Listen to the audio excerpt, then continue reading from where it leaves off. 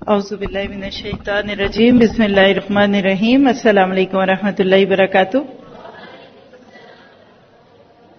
اللہ تعالیٰ سے دعا ہے کہ ہماری نمازیں زندہ ہو جائیں۔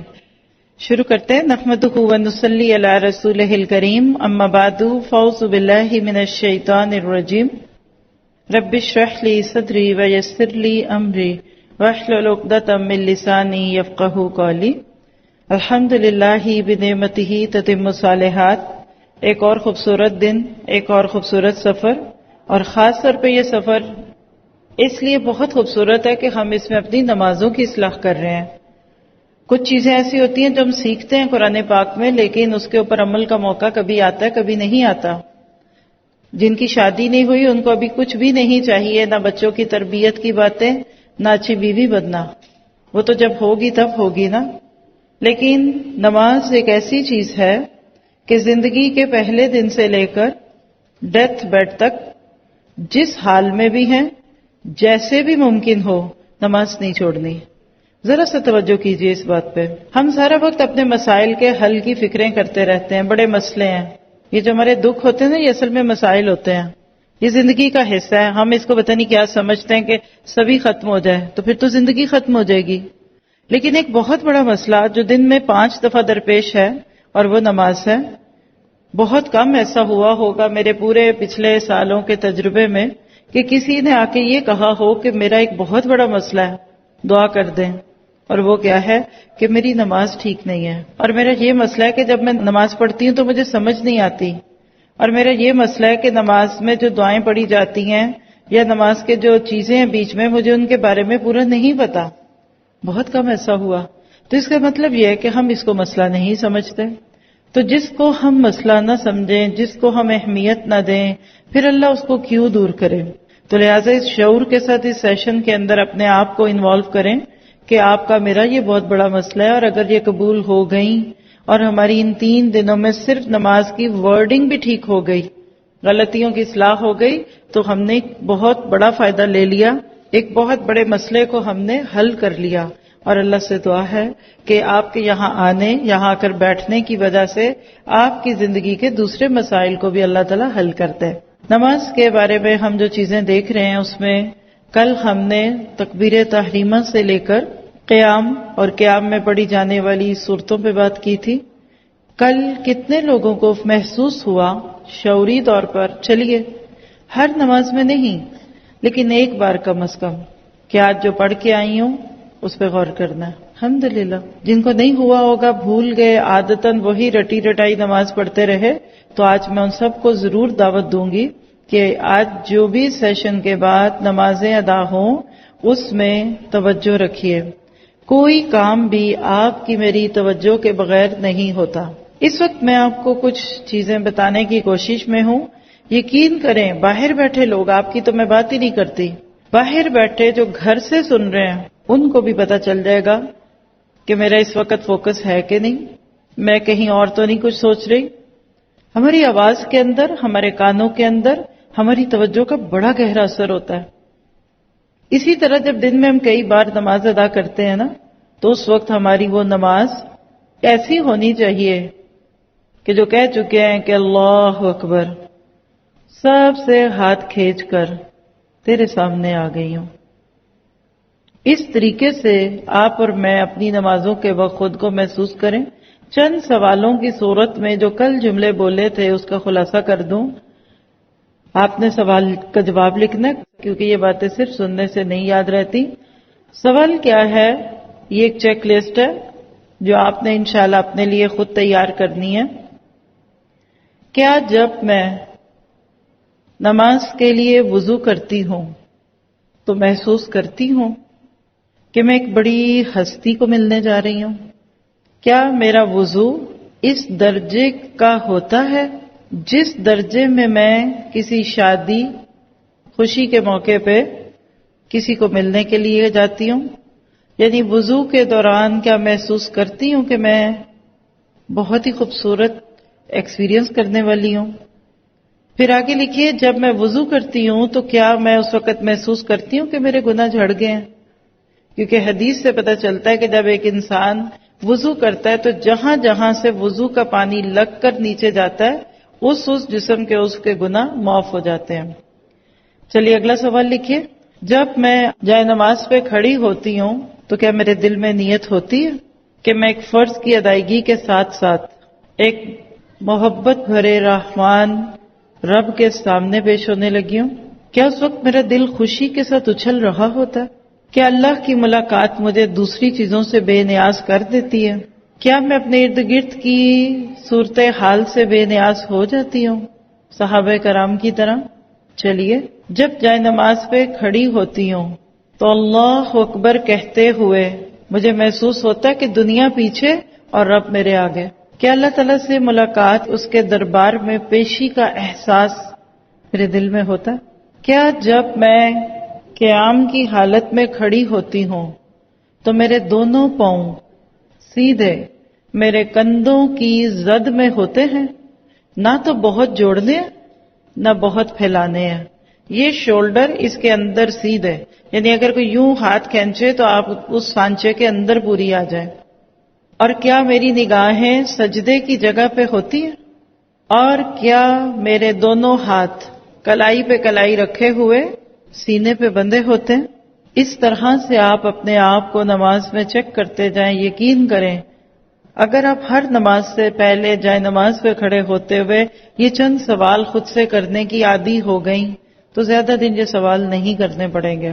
چلیے جب میں دعائے استفتاح شروع کرتی ہوں، کوئی بھی کریں جو بھی آپ نے سیکھ لی، تو کیا اس وقت مجھے لگتا ہے کہ میرے لیے خیر کے دروازے کھل رہے ہیں؟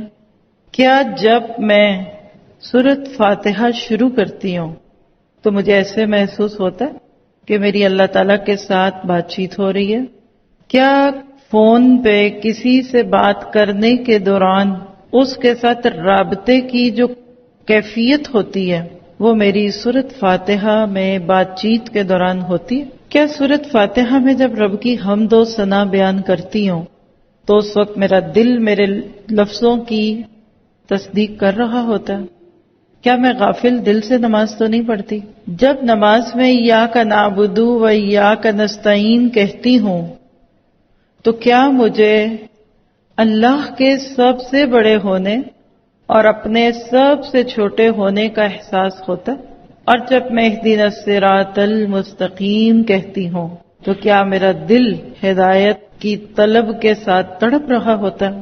اور جب آمین کہتی ہوں سورۃ فاتحہ کے بعد تو کیا اس وقت مجھے محسوس ہوتا ہے کہ میں نے اپنے رب سے کچھ مانگا ہے؟ پھر اس کے بعد اگلا سوال کیجئے کہ سورۃ فاتحہ کے بعد عموماً میں قرآن پاک کی کون سی سورت پڑھتی ہوں؟ یا پھر چند سوال لکھیے. کیا میں ہمیشہ صرف قل هو اللہ احد تو نہیں پڑھتی؟ اور اگر ہمیشہ یہی سورت یعنی سورۃ اخلاص پڑھتی ہوں تو کیا عادتاً پڑھتی ہوں، یہی پڑھنی چاہیے اس سوچ کے ساتھ پڑھتی ہوں، یا پھر اللہ سے اور اس سورت سے محبت کی وجہ سے پڑھتی ہوں؟ فرق ہوتا ہے نا. مجھے قرآن پاک کی کتنی صورتیں زبانی یاد ہیں؟ نیکسٹ کوسچن لکھیے. کیا میں نماز میں بدل کے صورتیں پڑھتی ہوں؟ بدل کے سے مراد سمجھ گئے؟ ایک رکعت میں ایک اور دوسری میں دوسری. اور جب میں وہ صورت پڑھ رہی ہوتی ہوں تو کیا میرا اس کے ساتھ دل دماغ حاضر ہوتا ہے؟ یہاں تک آپ کا میرا قیام تھا. آئیے چلتے ہیں آگے رکوع کے لیے. نبی صلی اللہ علیہ وسلم کی سنت تھی کہ آپ ایک رکعت میں 3 دفعہ ہاتھوں کو اٹھاتے اور کانوں تک لے جاتے. جیسے شروع میں ہم نے سیکھا اللہ اکبر، نیچرل، بہت مبالغہ نہیں، یوں نہیں کہ صرف مکھی اڑا دی. اللہ اکبر، ایسے لگتا ہے جیسے گواہی دے رہے ہیں دونوں ہاتھوں سے شہادت کی. پھر اس کے بعد قیام کرتے جو کر چکے. اب کیا ہے؟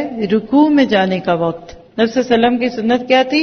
اللہ اکبر اور اس کے بعد رکوع میں جاتے. رکوع میں جانا کیسے ہوتا ہے؟ بالکل میڈ آف دا کمر. ایک صورت کیا ہے کہ آپ کا رکوع کیسا ہے؟ ہلکا سا جھکے. کچھ لوگ سر جھکا دیتے ہیں، سر بالکل سیدھا ہو. بعض لوگ کیا کرتے ہیں کمر تو صحیح جھکاتے ہیں. دیکھیں 90 کا اینگل اگر آپ دیکھیں تو یہاں سے 90 کا زاویہ بن رہا ہے نا. دس از دا بیسٹ فارم. اللہ کے نبی نے فرمایا جس کی کمر سیدھی نہ ہوئی حتی تقیم ظہرہ، رکوع نہیں ہوتا. کچھ تو پوری گردن ٹانگوں میں گھسا لیتے ہیں، نہیں ہوگا. اور سر نیچے نہیں جھکانا، سر سیدھا ہی ہوگا. ٹھیک ہے. اور ہاتھ گرپ جیسے ہوتے نا، یوں آپ کے جو گھٹنے ہیں نا ان کو ایسے جیسے کوئی کلپ لگاتے ہیں نا، یہ میرا ہاتھ ہے تو میں نے اس کو ایسے پکڑنا ہے. یقین کریں، کر کے دیکھیں، گھٹنوں کے درد نہیں ہوں گے. یہ اللہ سبحانہ تعالیٰ کے نبی کی سنتوں پہ عمل کرنے کا تحفہ ہے. ٹھیک ہے. چلیے رکوع میں گئے تو کیا پڑھنا ہے، مل کے پڑھتے ہیں. میرے ساتھ پڑھیے، سبحان ربی العظیم، سبحان ربی العظیم. ایک سٹریچ میں پڑھیں گے، سبحان ربی العظیم.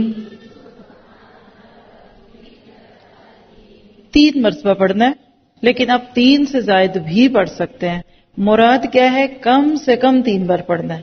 جو 3 سے کم پہ پڑھے گا وہ نماز کو سنت کے مطابق نہیں پڑھے گا. اس کا ترجمہ دیکھیے گا، پاک ہے میرا رب ہر عیب سے اور بہت عظیم ہے. اسے ہی مسلم کی روایت ہے 772 نمبر کی 772. تو یہ پڑھتے ہوئے کیا محسوس کرنا ہے، میں تو کھڑی تھی اب جھک گئی ہوں کیونکہ بڑا وہ ہے. 7 ایکشن سوچئے کہ اللہ نے مجھے رکوع کی حالت میں کیوں کیا، تاکہ مجھے اپنے چھوٹے اور اللہ کے بڑے ہونے کا احساس ہو. دوسرا، میری کمر جھکا دی، واپس اس کو دیکھیے. تیسرا، میرا سر، میری عقل جھکا دی. رکوع کیا ہے، وَكُونُوا مَعَ الرَّاكِعِينَ، کہ اللہ میری عقل، میری آنکھیں، میرے جو کچھ سر میں ہے یہ سب تیرے آگے جھکی ہوئی ہیں. صرف یہ کمر کا تختے کا مڑنا نہیں ہے، بلکہ یہ اس عقل کا بھی جھکنا ہے. ٹھیک ہے. چلیے، یہ تو تھی وہ معروف دعا جو ہم پڑھتے ہیں، سب یہی پڑھتے ہیں. ایک اور دعا سیکھیے. یہ دعائیں جب آپ کو سکھائی جا رہی ہیں، یقین کیجئے انڈو پاک کلچر میں لوگ نہیں پڑھتے تھے. آج سے 15 سے 20 سال پہلے، جب تک میرا گمان ہے آپ کی سوچ فرق ہو سکتی ہے. حصن المسلم دعاؤں کی کتاب، اللہ تعالیٰ ان کو جنت نصیب کرے. ابھی لاسٹ ایئر ان کا انتقال ہوا ہے. سعد الوہاب یا قحطانی کچھ ان کا نام تھا، عرب رائٹر ہے. انہوں نے حدیث کی کتابوں میں سے دعائیں جمع کی جو نبی صلی اللہ علیہ وسلم نماز میں پڑھتے تھے، اور میں نے اس بک سے یاد کیا. میں اپنا بتا سکتی ہوں، آپ کا تو مجھے نہیں پتا. اور جن تک ابھی تک وہ کتابیں نہیں گئی اور ہمارے انڈیا پاکستان کی لکھی ہوئی اردو ترجمے کی بکس ہیں نماز کے مسائل کی، وہ بھی نہیں پڑھتے. ہو سکتا ہے آپ میں سے آج کچھ لوگوں کو یہ نئی بات لگے، مجھے بھی نہیں لگی تھی، کیونکہ مجھے تو یہ پتا تھا کہ بس یہ نماز جو ہے وہ قل هو اللہ اور سبحان ربی العظیم، سبحان ربی العظیم اور سبحان ربی العلی، سبحان ربی العلی کا نام ہے. ایسا نہیں ہے. یہ دعا دیکھیے کتنی پیاری. اور آپ کو مزے کی بات ابھی سے بتاؤں کہ یہ دعا جو بھی یاد کریں گے، یہ پڑھ لیں گے نا تو رکوع میں بھی اور آگے سجدے میں بھی یہی دعا آ رہی ہے. بولیے گا، سبوح قدوس رب الملائکۃ والروح. مبالغے کا صیغہ ہے. سبوح سبہ سے، جیسے سبح یسبح ہوا نا، وہی لفظ ہے. سبوح قدوس پاک ہے اور بے نیاز ہے، یعنی ہر کمی کوتاہی سے میرا رب پاک ہے. رب الملائکۃ والروح، جو فرشتوں اور جبرائیل علیہ السلام کا رب ہے. یہ صحیح مسلم کی روایت ہے 487. اب آپ مجھ سے پوچھ سکتے ہیں، ہم نے تو یہ کبھی دعائیں نہیں پڑھی، آپ کو کس نے سکھائیں؟ تو مجھے یہ کہنا چاہیے کہ مجھے میرے استادوں نے سکھائیں. نہیں، میں نے کسی کتاب سے پڑھی کتاب دعاؤں کی، نہیں. یہ جو اینڈ پہ لکھا ہے نا صحیح مسلم 487، میں نے یہاں سے سیکھی ہے. یاد رکھیے، حدیث سامنے آ جائے بس میرا آپ کا سر جھک جائے. تو حدیث کا حوالہ دیکھا کریں. آپ جہاں بھی کوئی دین کے نام پر چیز دعاؤں کی صورت میں یا وظائف کی صورت میں دیکھیں تو ان کم از کم 6 بڑی کتابوں میں دیکھیے، انشاءاللہ ملے گی. اور اس کے لیے آپ کو علم دوست ہونا پڑے گا. تو بہرحال یہ دعا پڑھی جاتی ہے. میں جب بھی یہ دعا پڑھتی ہے نا، میں اپنے دل کی بتانے لگی. اب یہ مختلف دعائیں ہم پڑھنے لگے ہیں، کون سی مانگوں جو اس وقت دل میں جذبات ہو. کبھی کبھی کیا، میرا تو اکثر ہی دل دماغ اللہ کی رحمتوں اور اس کی شان اور اس کی قدرتوں سے بھرا ہی رہتا ہے. جب میرا بہت مبالغے کے ساتھ، جیسے ہم کسی کی تعریف کرتے ہیں نا، آپ بہت اچھی ہیں، آپ بہت ہی اچھی ہیں. کبھی آپ کہتے ہیں آئی لو یو، کبھی آپ کہتے ہیں آئی لو یو. فرق ہے نا. آپ کو کبھی بچے پہ پیار آتا ہے تھوڑا، کبھی بہت پیار آتا ہے. مجھے جب اپنے اللہ پر بہت پیار آئے پھر میں پڑھتی ہوں سبوح قدوس رب الملائکۃ والروح. اس وقت مجھے ایسے لگتا ہے کہ کسی بہت بڑی ہستی، اب دنیا کی بڑی ہستیاں تو صدر، بادشاہ، وزیر ہے نا، یہ دعا پڑھ کر تو مجھے ایسا لگتا ہے کہ میرا تعلق دنیا کی سب سے طاقتور، مضبوط، قدرتوں والی ہستی سے جڑ گیا. یہ دعا پڑھ سکتے ہیں. ٹھیک ہے. پھر اسی طرح ایک تیسری دعا بھی ہے، یہ بھی دیکھیے گا. سبحانک اللہم وبحمدک اللہم اغفر لی. سبحانک اللہم وبحمدک اللہم اغفر لی. کیا اس کا مطلب ہے؟ پاک ہے تو اے میرے اللہ، اپنی تعریف کے ساتھ، اے اللہ مجھے بخش دے. صحیح مسلم 484. Glorify be you, O Allah, our Lord, all the praises are for you, O Allah forgive me. یہ بھی دعا رکوع میں بھی آتی ہے اور سجدے میں بھی آتی ہے. ریفرنس آپ کے پاس ہے. یہ کب پڑھی جاتی ہے؟ دیکھیے، آپ پڑھتے ہیں سبحان ربی الاعلی، یہ تو عادت ہے. آپ پڑھتے ہیں سبوح قدوس، اس میں بہت مبالغہ ہے. سبحانک اللہم وبحمدک کے بعد اللہم اغفر لی والی دعا کب پڑھیں گے؟ جب اپنے گناہوں سے چور ہوں گے، کوئی گناہ، اور جب دل کو دھڑکا لگا ہوتا ہے نا، پھر تو منہ پہ ایک ہی لفظ ہوتا ہے استغفر اللہ استغفر اللہ. تو اس دعا کی خوبی دیکھیے کہ اللہ کو پاک بھی قرار دیا، اس کو اپنا الہ بھی کہہ دیا، اس کی تعریفیں بھی کر دی، اور اس سے بخشش کی دعا بھی کر دی. ٹھیک ہے، مانگیے ذرا مل کے سب.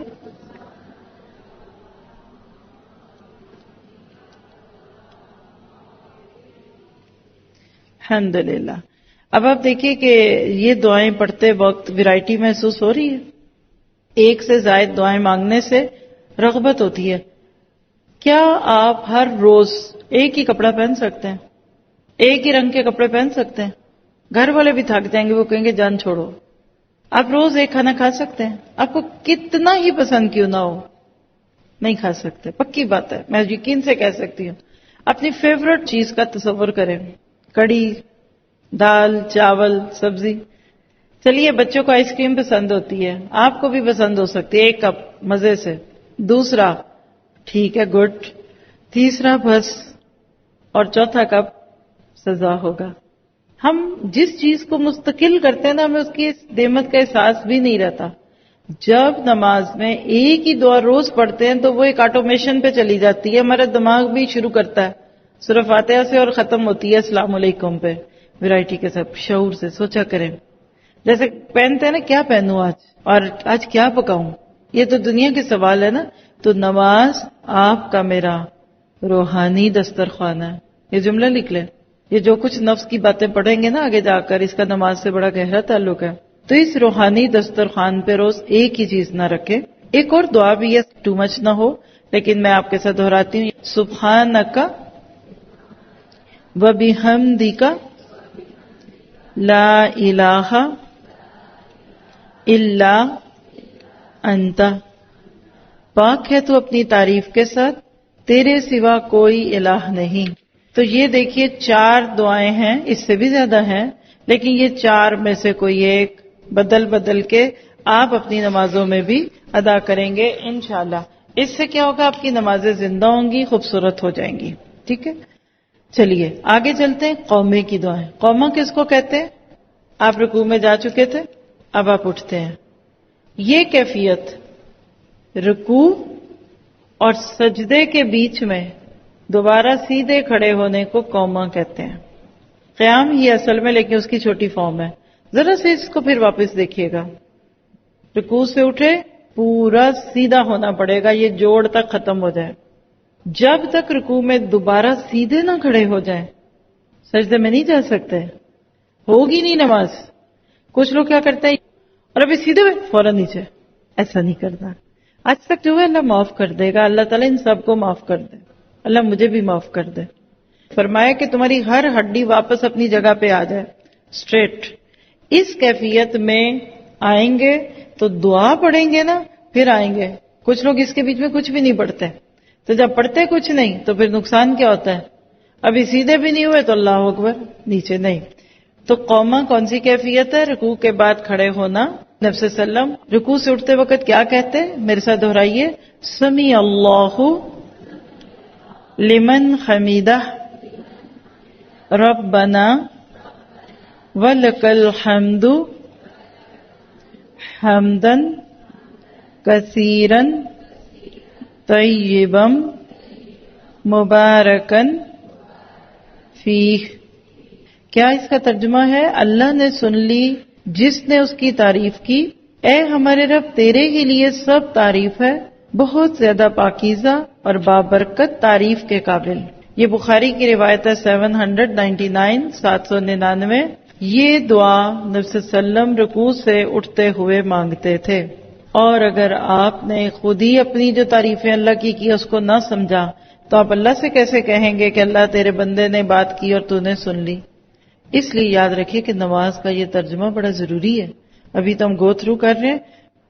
مجھے جب بھی یہ پڑھتی ہوں تو مجھے یاد آ جاتا ہے قد سمع اللہ قول التی تجادلک فی زوجہا. کہاں پڑھا ہم نے؟ 28ویں پارے کے بالکل آغاز میں. تو اللہ سب کی سنتا ہے، آپ کی میری بھی سنتا ہے. اللہ تعالیٰ آپ کو بتا رہا ہے کہ تم جو بول رہے ہو میں سن رہا ہوں. اور اس کو پڑھتے وقت تصور میں لایا کریں. اتنا کمزور بندہ جو دنیا میں ہے اور اتنی طاقتور ہستی، اس کی بات کو سن لے اور پھر سن کے جواب دے دے، اور کیا چاہیے؟ ٹھیک ہے. پھر اس کے بعد آپ دیکھیے کہ ایک اور دعا بھی ہے، پڑھیے گا میرے ساتھ، سمیع اللہ لمن حمیدہ اللہم ربنا لک الحمد ملء السماوات وملء الارض وملء ما شئت من شیء بعد. ترجمہ دیکھیے گا، اللہ نے اس کی سن لی جس نے اس کی تعریف کی، اے ہمارے رب تیرے ہی لیے ہر قسم کی تعریف ہے جس سے کہ آسمان بھر جائیں، زمین بھر جائے اور ہر وہ چیز جسے تو چاہے وہ بھر جائے. یہ صحیح مسلم کی روایت ہے. ایسے لگتا ہے کہ بڑا سا کنٹینر کوئی لے کر گیا ہوا ہے اور اس میں چیزوں کو بھرنا چاہ رہا ہے اور وہ بھر ہی نہیں رہا. یہ دعا پڑھ لیجئے. ابھی تو علوم اور بڑے کھلنے ہیں آگے جا کر، یہ تو چلتے ہی جائیں گے. تو لہٰذا وقت کے ساتھ ساتھ بہت ساری دعائیں آئیں گی. ابھی بھی میں آپ کو بتاؤں، بہت بڑا خزانہ دعاؤں کا عربک بکس میں چھپا ہوا ہے. اور یہ مجھے کب اتفاق ہوتا ہے؟ جب حج یا عمرے پہ جائیں.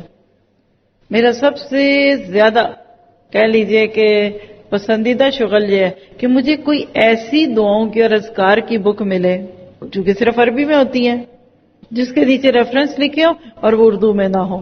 کتنی میں نے رکھی ہوئی تھی کافی عرصہ کہ اس کا ترجمہ کروائیں گے جا کر. تو ابھی اردو میں ہر بک کا ترجمہ نہیں ہوا، اور ہمارے پاس اتنا وقت اور موقع اگر نہیں ہے کہ ہم جا کر حدیثیں کھول کر کتاب الدعا ڈھونڈیں ہر کتاب کا، تو یہ بہت بڑا احسان ہے ان لوگوں کا اور اسپیشلی عرب لوگوں کا کہ جو وہ دعائیں ایسے الگ الگ چھاپتے جا رہے ہیں. اب اللہ آپ کو کبھی حج عمرے پہ لے جائے تو آپ بھی جا کر وہاں سے ایسی دعاؤں کی بکس لایا کریے اور اس کو پڑھیں گے انشاءاللہ تعالی. ٹھیک ہے. اور اس میں تو بھرنے کا تصور ہے. یہ دعا بہت خوبصورت ہے. اس کو رکوع سے اٹھ کر قومے کی حالت میں پڑھیں گے. ٹھیک ہے. اب آپ دیکھیے کہ سب سے پہلے کہتے ہیں اللہ اکبر، ہاتھ کھڑے ہوئے. رکوع میں جاتے وقت کہتے ہیں اللہ اکبر تو ہاتھ کھڑے ہوئے. جب رکوع سے اٹھتے ہیں نا، کچھ لوگوں کی یہ میں نے مسٹیک نوٹ کی اس لیے بتا رہی ہوں، رکوع سے اٹھتے وقت تیسرا مقام جو کسی بھی رکعت میں اللہ کے نبی کا کندھوں تک ہاتھ اٹھانے کا تھا وہ تھا رکوع سے اٹھتے ہوئے.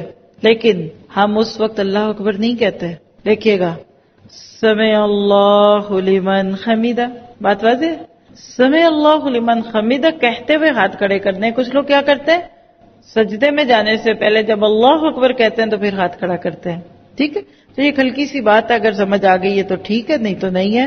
چلیے، پہلے تو کھڑے تھے آپ کی عقل بہت موٹی تھی، بڑائی کا احساس تھا. اللہ نے کہا رکوع میں جاؤ، تھوڑا سا جھکایا، تھوڑی عقل کھوپڑی گھومی، آنکھیں کان سب نیچے. اور آپ جب رکوع میں ہوتے ہیں نا بالکل آپ کو اپنے پاؤں دکھتے ہیں. اس وقت نظریں کہاں ہونی چاہیے؟ پاؤں کی طرف. رکوع میں آپ جھکیں گے ایسے ہی لیکن آپ دیکھیں گے اپنے پاؤں کو. ٹھیک ہے. اب پھر کھڑا کر دیا لیکن اب تو ایک دم کہا گر جاؤ. اب ہے سجدہ. وسجد واقترب. اور سجدوں میں جائے بغیر رب کا قرب نہیں ملتا. آپ سجدہ کرتے ہیں تو اس وقت اللہ اکبر کے بعد جب نیچے گئے یہ دونوں ہاتھ اس کو زمین پہ رکھیں گے, یہ دونوں گھٹنے یہ ٹکائیں گے اور اپنا منہ کیسے رکھیں گے, یعنی یہ دو ہاتھ نہ تو بہت دور اور نہ بالکل ہاتھوں کا ایک پیالہ سا بنا کے اس پہ سجدہ, ایسے بھی نہیں. آپ کی اس کھوپڑی کے ارد گرد دونوں آپ کے سیدھے ہاتھ ہو. بہت ہاتھ کھولنا بند کرنا جھکانا نہیں, اور انگلیاں بالکل سیدھی. سر اور یہ ناک یہ ایک ہڈی ہوتی ہے, ایک دو ہاتھوں کی اور دو آپ کے گھٹنوں کی اور دو یہاں سے, یعنی آپ دیکھیں نا کہ جوڑ ہے. ٹوٹل 7 ہڈیوں پہ سجدہ ہوتا ہے. نبی صلی اللہ علیہ وسلم نے فرمایا کہ 7 ہڈیوں پہ سجدہ کرو. کچھ لوگ یوں جھکتے ہیں نا سجدے میں, ناک نہیں لگاتے. کچھ نے گلاسز پہنے ہوتے ہیں اور ناک اونچی ہوتی ہے. نہیں, یہ ماتھا بھی لگے گا اور ناک بھی لگے گا. اور اگر ناک لمبی ہے تو یہ کر لیا تو ماتھا نہیں ٹچ ہوا, یہ بھی نہیں. ماتھا اور ناک یہ دونوں زمین پہ ہوں گے اور بس آپ کو محسوس ہو کہ اللہ کے سوا اور کوئی نہیں. کیا مانگیں گے ذرا پڑھیے گا. سبحان ربی العالی, سبحان ربی العالی, سبحان ربی العالی. پہلے کیا کہا تھا؟ عظیم. تھوڑے سے جھکے ہوئے تھے لیکن اب جب زمین پہ گئے تو اللہ کو اعلیٰ کہہ دیا. یعنی رکوع اور سجدے کی دعا کے فرق کی حکمت بھی نوٹ کیجئے کہ میں تو گئی سجدے میں, میری تو کوئی ہستی نہیں ہے, اور اعلیٰ ہے تو وہ میری رب کی ذات ہے. 3 دفعہ اس کو بھی آپ پڑھ سکتے ہیں. میرا بلند و برتر رب ہر عیب سے پاک ہے. یہ صحیح مسلم کی روایت ہے 772. یہی ریفرنس پیچھے رکوع کی دعا کا بھی تھا. اسی طرح ایک اور دعا, سبحان ربی العالی وبحمدہ, سبحان ربی العالی وبحمدہ. کیا ترجمہ ہے؟ میرا بلند و برتر رب ہر عیب سے پاک ہے, اسی کی تعریف ہے. یہ ابو داؤد کی روایت ہے 869. ٹھیک ہے, تو یہ دعا بھی آپ مانگ سکتے ہیں سجدوں میں. اسی طرح سے وہ جو دعا اوپر مانگ لی, سبوحن قدوسن رب الملائکۃ والروح, صحیح مسلم کی روایت ہے 487. یہ دعا بھی آپ سجدے میں پڑھتے تھے. رکوع میں بھی پڑھ سکتے ہیں, سجدے میں بھی پڑھ سکتے ہیں, اور اس کا بھی وہی ترجمہ ہے جو کہ ہم دہراتے ہیں. اسی طرح سے ایک اور دعا ہے, میرے ساتھ دہرا لیجئے. اللہم اغفر لی ما اسررت وما اعلنت. اے اللہ میرے گناہ معاف فرما دے جو میں نے چھپ کر کیے اور جو میں نے اعلانیہ کیے. اور جب آپ سجدے میں یہ دعا مانگتے ہیں نا تو آپ کو اس وقت احساس ہوتا ہے کہ اللہ کے ساتھ تعلق کتنی بڑی چیز ہے. آپ دیکھیے کہ دنیا میں کبھی نہیں کچھ آتا کہ اس کے عیب دوسروں کو دکھے, تو یہ اس وقت آپ مانگیں جب آپ کو اپنا گناہ ستا رہا ہے. اللہم اغفر لی ما اسررت وما اعلنت. اور بھی دعائیں ہیں, میں نے آپ کو بتایا کہ ابھی ہم آپ کو شارٹ ورژن دے رہے ہیں لیکن آگے آپ کو دکھائیں گے. سجدے کی کم از کم 7-8 دعائیں ہیں. یا حی یا قیوم برحمتک استغیث, یہ بھی آپ مانگ سکتے ہیں سجدوں میں. پھر اسی طرح سبوحن قدوسن رب الملائکۃ والروح, سجدے کی یہ دعا رکوع میں بھی آتی ہے تو یہاں بھی مانگ لیتے ہیں. یہ دعائیں کیا سکھا رہی ہیں؟ کیا آپ کو اللہ تعالیٰ سے باتیں کرنا اچھا لگتا ہے؟ اور یاد رکھیے جتنا آپ اللہ تعالیٰ کے ساتھ شعوری طور پہ باتیں کرنا پسند کریں گے اتنا ہی آپ دوسروں سے کٹتے جائیں گے. اسی طرح سجدے کی ان دعاؤں کے اندر آپ اللہ سے اپنے تعلق کو جوڑتے ہوئے ایک سجدے کے بعد اٹھیں گے. اس کو کیا کہتے ہیں؟ جلسہ. ایک تو جلسہ جلوس ہوتا ہے نا جو لوگوں کو جمع کر کے کیا جاتا ہے, لیکن جلسہ اس کیفیت کا نام ہے جو 2 سجدوں کے بیچ میں. واپس اس پہ آ جائیے. جس طرح رکوع سے اٹھے تھے تو سیدھے ہوئے تھے نا, پورے اسٹریٹ, اور جو دعائیں پڑھے گا اس کو تو ہونا پڑے گا. اسی طرح ایک سجدے سے اٹھ کر سیدھا ہوئے بغیر دوسرے سجدے میں چلے جانا، اٹھک بیٹھک، ایسا طریقہ درست نہیں ہے. دوبارہ کمر بالکل سیدھی کیجئے اور پھر دعا مانگیے، رب اغفر لی، رب اغفر لی، اے میرے رب مجھے بخش دے، اے میرے رب مجھے بخش دے. یہ ابو داؤد کی روایت ہے 874. اب یہ تو ہم سب مانگتے ہیں نا، لیکن ایک اور دعا ہے جو ہم میں سے کم لوگ مانگتے ہیں، الا ماشاء اللہ. دہرائیے گا، اللہم اغفر لی وارحمنی وعافنی واہدنی وارزقنی. اے اللہ مجھے بخش دے، مجھ پر رحم فرما، مجھے عافیت دے، مجھے ہدایت دے، مجھے رزق دے. یہ ابو داؤد کی روایت ہے 850. دیکھیے کتنے لوگ بیٹھے ہوتے ہیں کہ ہم دوسرے کو دعاؤں کا کہیں اور یہ پوچھیں کہ دعا کیا ہوتی ہے اور کیسے ہوتی ہے. یہ نماز میں مانگیے. ایک روایت میں وجبرنی کے بھی لفظ آتے ہیں کہ اللہ میرے نقصان پورے کر دے. تو ابھی تک آپ دیکھیے کہ نماز میں ہم نے کیا کیا، چند ایکشنز جو واقعی میننگ فل ہیں اور ساتھ ہی ساتھ دعائیں. نماز دعا ہے. الدعا مخ العبادہ، مخ کہتے ہیں مخ کو، گدا بھیجا، یعنی نماز کی جو اصل ہے نا وہ دعا ہے. ہم کیا کرتے ہیں، نماز تو پتہ نہیں کیسے پڑھتے ہیں اور نماز پڑھتے ہی فوراً دعائیں مانگنی شروع ہو جاتے ہیں. یہ تو وہی شخص ہو گیا کہ فون اٹھائے، جلدی جلدی بات کر کے فون بند کرے اور بند کرنے کے بعد باتیں کرنا شروع کر دے اس سے جس سے بھی باتیں کر رہا تھا. تو کوئی کیا کہے گا، بھی کنیکشن ٹوٹ گیا، ختم ہو گیا، آپ نے کال بند کر دی ہے. ٹھیک ہے وہ تو بندوں کا بندوں سے کنیکشن تھا نا، اللہ کے ساتھ تو بندے کا ہمیشہ ہی ہے. لیکن آپ کو مجھے اس چیز کی ہمیشہ تمنا اور خواہش کرنی چاہیے کہ ہماری نمازیں زندہ ہوں. دن میں 5 بار آپ کو مجھے کوئی سزا نہیں ملتی، یہ کوئی ایکسرسائز نہیں ہے، یہ کوئی رسم نہیں ہے. ہمیں اس کے لیے تیاری کرنی ہے. ٹھیک ہے، آپ نے ہوم ورک کیا کرنا ہے، آج کی جو سنت نمازیں ہوں گی یا ایون رات میں نفل نمازیں آپ اس میں دیکھ کے بھی پڑھ سکتے ہیں. سجدے میں دیکھ کے پڑھنا محال ہوگا آف کورس، لیکن رکوع کی کیفیت میں یا کم از کم پہلے سے دیکھ لیجئے، ایک ایک کر کے. آج ایک دعا پڑھ لیں، کل دوسری یاد کر لیجئے، پرسوں تیسری، اور جو یاد کرے اس کو بار بار پڑھیں. جتنا زیادہ بار بار پڑھیں گے آپ دیکھیں گے کہ اتنا زیادہ آپ کے لیے وہ کام آسان ہو جائے گا. دعا کیجئے کہ اللہ تعالیٰ آپ کا میرا نمازوں کے ساتھ تعلق گہرا کر دے. ٹھیک ہے، الحمدللہ. یہاں پہ ہمارا ایک مین سیشن پورا ہو گیا.